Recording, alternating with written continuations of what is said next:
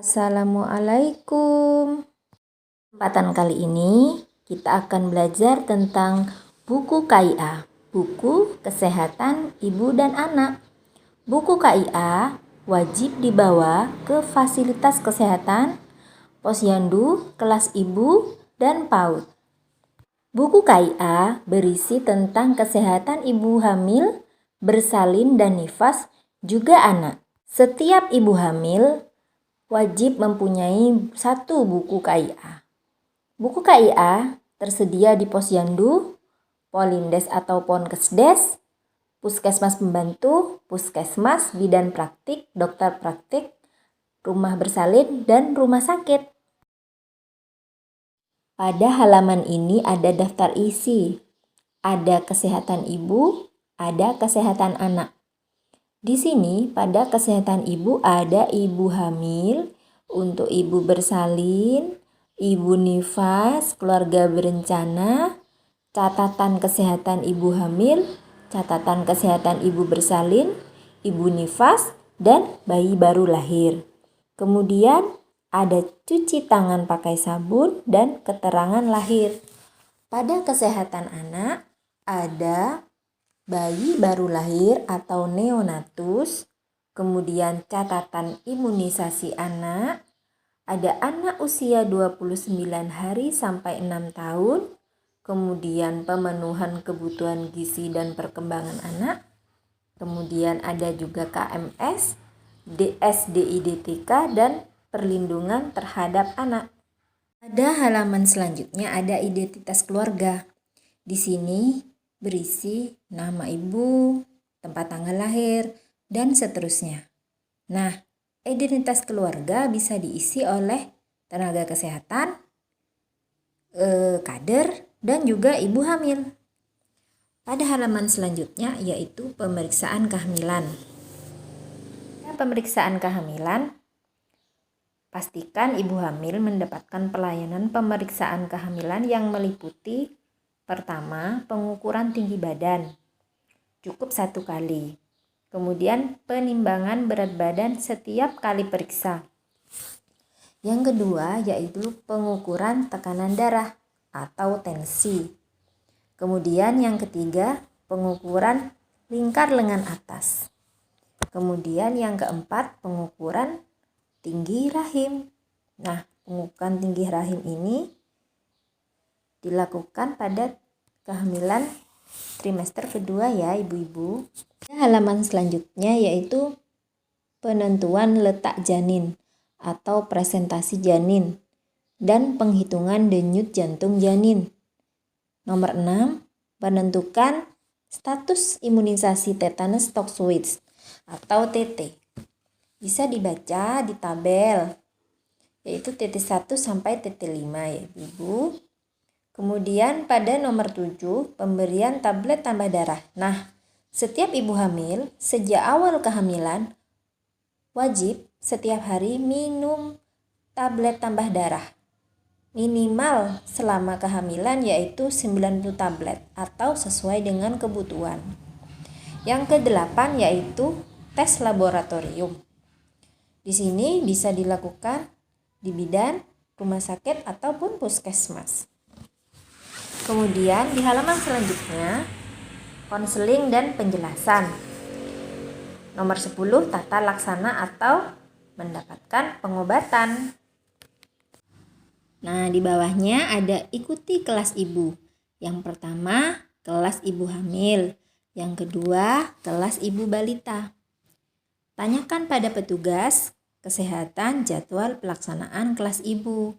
Kelas ibu hamil dan kelas ibu balita kita akan membuat video YouTube-nya di kesempatan berikutnya ya ibu-ibu.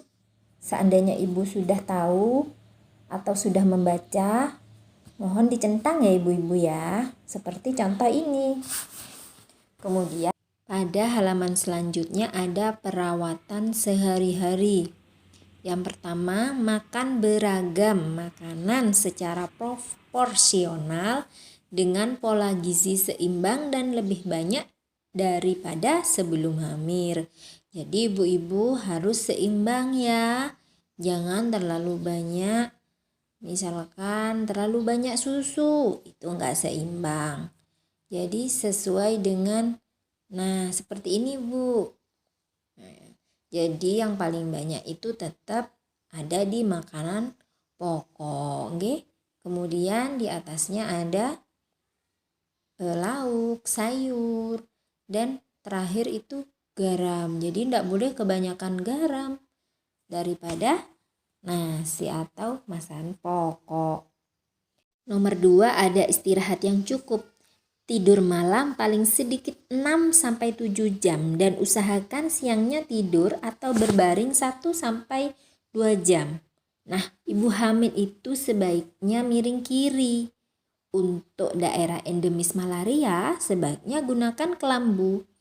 Kemudian, jangan lupa bersama suami lakukan rangsangan atau stimulasi pada janin dengan sering mengelus-ngelus perut ibu, diajak bicara janinnya sejak usia 4 bulan.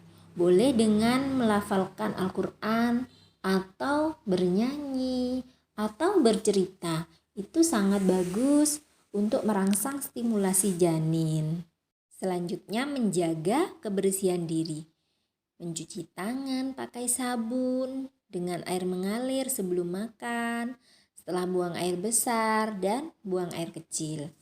Kemudian menyikat gigi secara teratur, mandi 2 kali sehari, bersihkan payudara dan daerah kemaluan, ganti pakaian. Kemudian, bisa juga dengan periksa gigi ke fasilitas kesehatan pada saat periksa hamil. Nomor 4, boleh melakukan hubungan suami istri selama hamil. Tanyakan pada petugas kesehatan cara yang aman. Aktivitas fisik. Ibu hamil dapat melakukan aktivitas fisik sehari-hari dengan memperhatikan kondisi ibu dan keamanan janin. Suami boleh loh membantu istrinya yang sedang hamil untuk melakukan pekerjaan sehari-hari. Misalkan, ibu lagi mencuci, ayah yang mengambil air. Kemudian bisa jadi ibu yang menyapu, ayah yang mengepel. Seperti itu. Kemudian ikuti senam ibu hamil sesuai anjuran petugas kesehatan. Nah, yang selanjutnya yang harus dihindari ibu selama hamil. Yang pertama, kerja berat. Nah, jika ibu tidak terbiasa kerja berat sebaiknya tidak dilakukan ya. Kemudian merokok. Ibu hamil tidak boleh merokok ataupun terpapar asap rokok. Kemudian minum minuman bersoda atau beralkohol dan jamu. Dilarang ya ibu-ibu. Kemudian tidur terlentang lebih dari 10 menit pada masa hamil tua. Kemudian ibu hamil minum obat tanpa resep dokter.